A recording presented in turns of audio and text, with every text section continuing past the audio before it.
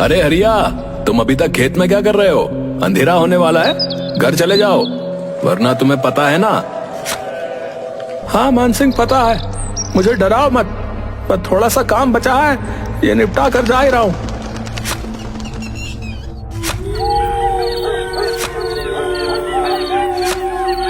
एजी, इतनी रात हो गई है और आप अभी तक यहीं हैं? अरे तुम क्यों रात में यहाँ आ गई हो? तुम्हें पता है ना, रात में छलावा घूमता है।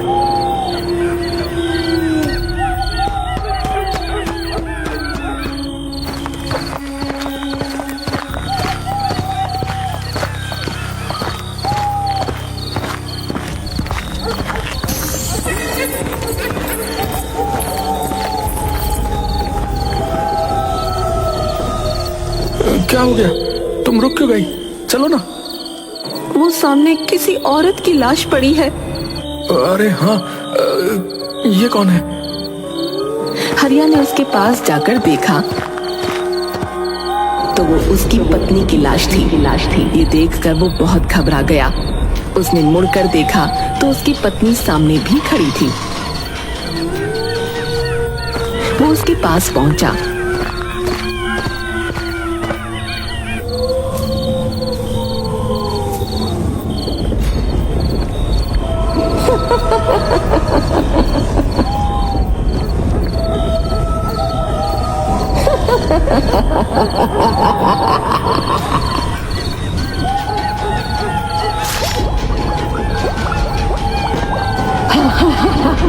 ताजा ताजा दिल, स्वादिष्ट।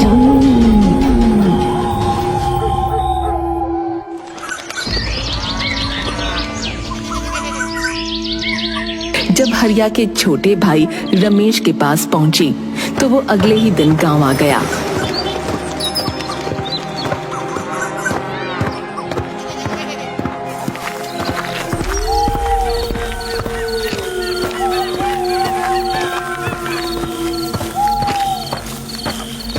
कितने बरसों बाद आज गांव आना हुआ है। यहां से जाते समय सोचा भी नहीं था कि वापसी किसी की मौत पर होगी। हे भगवान, मुझे इस बुरे समय को झेलने की शक्ति दे। रमेश काफी सालों बाद गांव आया था। वो बदले हुए गांव को देखता हुआ अपने घर की तरफ बढ़ रहा था। उसके मन में गांव में आने की खुशी भी थी और अपने भैया भाभी को खोने का दुख भी था। तभी अचानक उसे हरिया ने आवाज दी। अरे रमेश, अरे तुम आ गए। अरे कैसे हो? भैया आप? पर आप तो नहीं, मैं ठीक हूँ, पर छलावा ने तुम्हारी भाभी को मार दिया। लेकिन मानसिंह ने तो फोन पर बताया था कि तभी दूसरी तरफ से किसी की आवाज आई। उसने उस तरफ देखा तो वहाँ मानसिंह खड़ा था। उसने फिर से मुड़कर हरिया की तरफ देखा तो वो गायब हो चुका था। तुम इतनी रात में क्यों आए हो? तुम्हें पता है ना इस गांव में छलावा का प्रकोप है। ये तो शुक्र मनाओ कि मैं समय पर आ गया, वरना आज तुम्हारे साथ भी वही होता जो तुम्हारी भाभी और भैया के साथ हुआ था। चलो यहां से। मुझे लगा सचमुच मेरे भैया जिंदा हैं। उनको सामने देखकर मैं छलावा के बारे में भूल ही गया था। नहीं, वो जा चुके हैं। चलो घर, चलो जल्दी।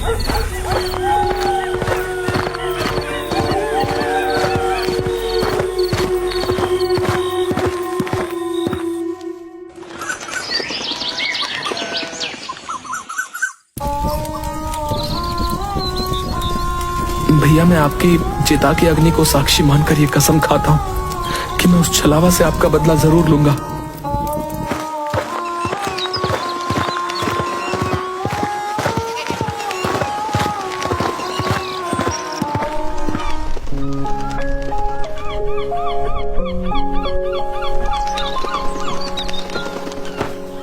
अंतिम संस्कार के बाद वो अपने बचपन के दोस्त गगन से मिलने निकल गया।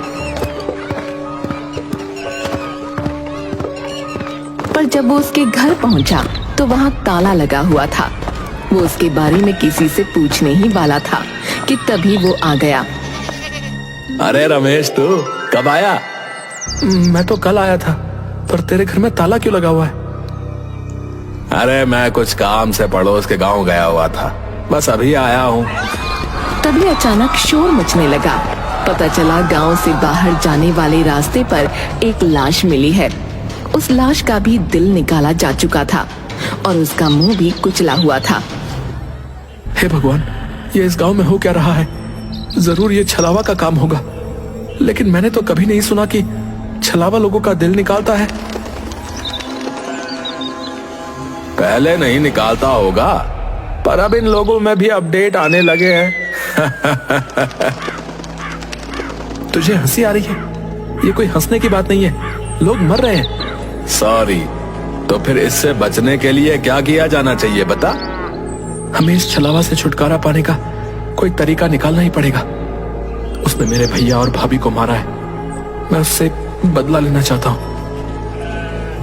गगन और रमेश काफी देर खड़े बातें करते रहे, पर उन्हें छलावा को मारने का कोई रास्ता नजर नहीं आता। उसके बाद रमेश अपने घर चला जाता है।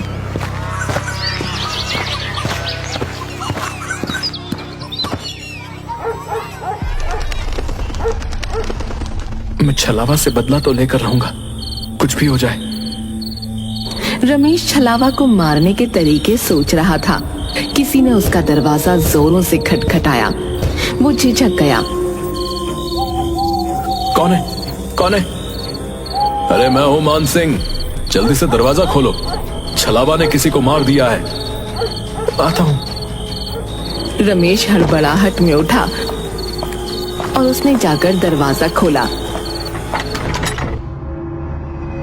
सामने मान सिंह की लाश पड़ी थी।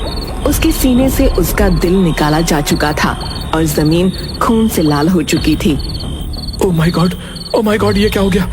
मान सिंह, तुम्हारे साथ ये किसने किया? नहीं।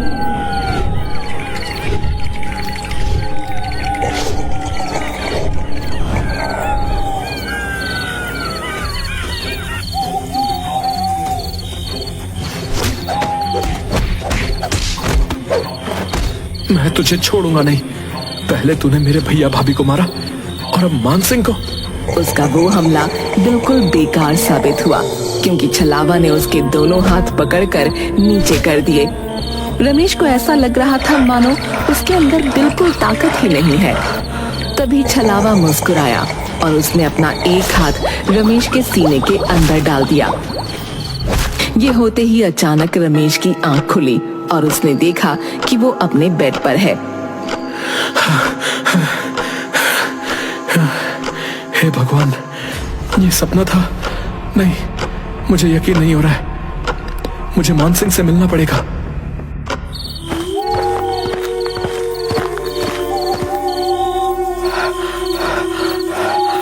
अरे क्या हुआ? तुम ऐसे हाफ क्यों रहे हो? मैंने सपना देखा कि छलावा ने तुम्हें भी मार दिया और मुझे भी। मैंने अपने बड़े बूढ़ों से सुना है कि अगर तुम्हारे सपने में कभी छलावा आए, इसका मतलब वो आसपास ही है। कहीं तुम छलावा ही तो नहीं? अरे पागल, मैं छलावा नहीं हूँ, तो खुद मेरे पास चल कर आया। कहीं तू तो छलावा नहीं? क्या हुआ भाई, तुम लोग क्यों इतनी रात गए लड़ रहे हो? तू क्यों इतनी रात में टहल रहा है? तुझे नहीं पता रात में छलावा आता है? अरे मैं तो पीकर टुन्न रहता हूँ, छलावा मेरा कुछ नहीं कर सकता है। अरे तुम उसे छोड़ो, वो तो पिया हुआ है। ये बताओ कि छलावा कहाँ होगा?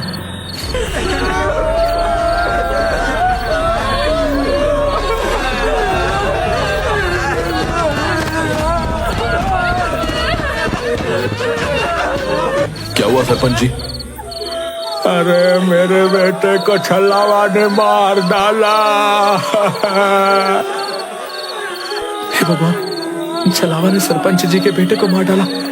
सरपंच जी, अब तो आपको कुछ करना ही पड़ेगा। सरपंच जी के बेटे की मौत ने पूरे गांव को हिलाकर रख दिया था। रमेश, मान सिंह और गांव के कई लोग एक जगह इकट्ठा हुए और छलावा से छुटकारा पाने का प्लान बनाने लगे।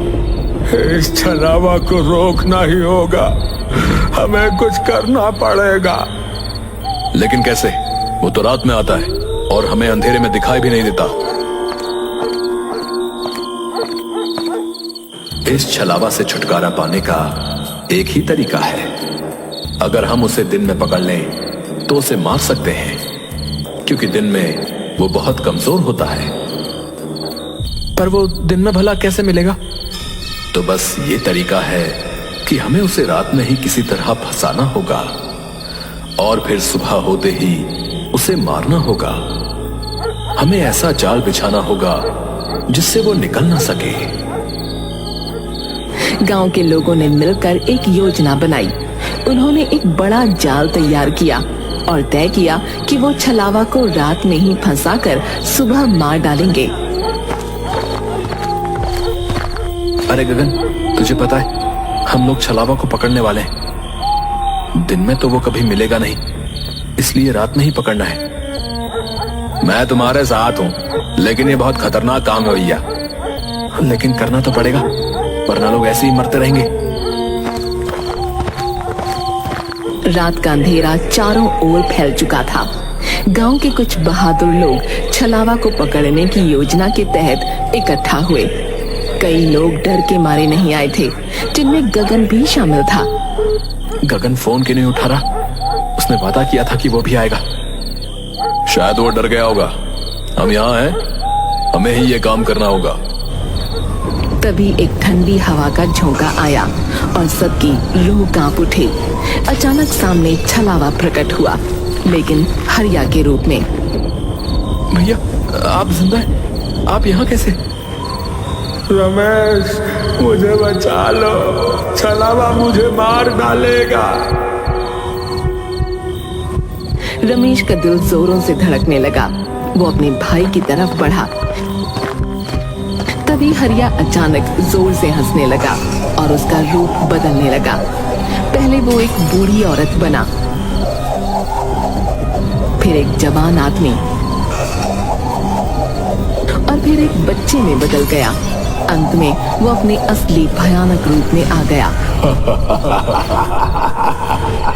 तुम लोग मुझे पकड़ने की कोशिश कर रहे हो, तुम मुझे नहीं पकड़ सकते।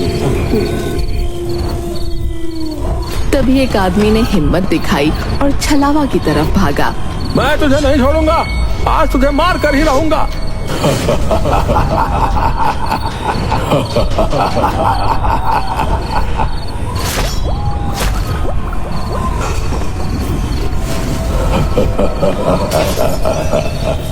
ये लो तासा तासा दिल खाओ।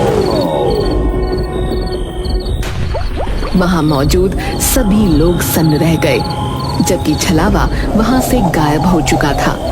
ऐसा लग रहा था मानो वो उन लोगों को यही बताने आया था कि तुम लोग मेरा कुछ नहीं बिगाड़ सकते। छलावा को ये कैसे पता चला कि हम उसे पकड़ने वाले? क्या वो अंतर्यामी भी है? नहीं, छलावा अंतर्यामी नहीं होता, कुछ गड़बड़ है। ये सुनकर रमेश सोच में डूब गया कि आखिर छलावा को ये पता कैसे चला।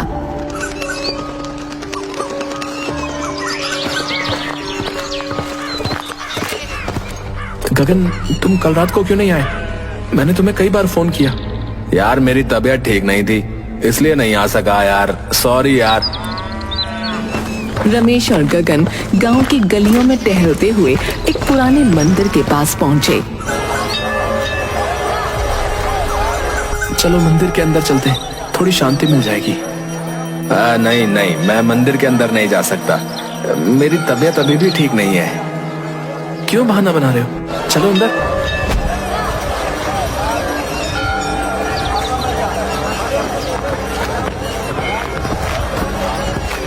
गगन, ये गलत बात है, मंदिर में तो जाना चाहिए। हाँ हाँ, अंदर चलो, तुम्हें अच्छा लगेगा। नहीं, मुझे छोड़ दो, मैं अंदर नहीं जा सकता।